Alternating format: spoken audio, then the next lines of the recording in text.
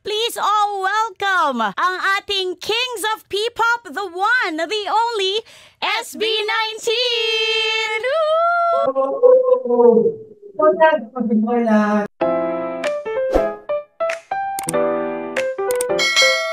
Ultimately, para po sa akin, it's a blessing. Lakas ang boses.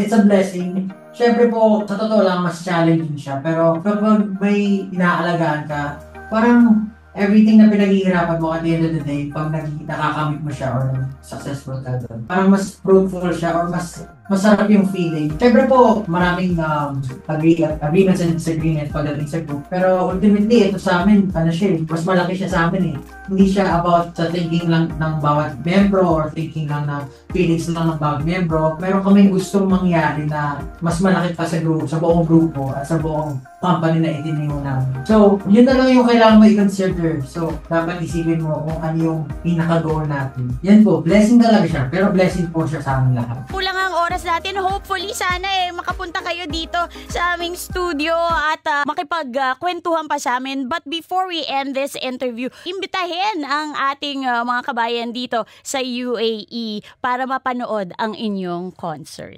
I'm inviting everyone sa concert namin sa Dubai. Sa October 11 na po siya. So, kung meron po kayong chance na mapanood, ngayon po punta po kayo and yeah, mag-enjoy tayo sa concert namin. Salamat po.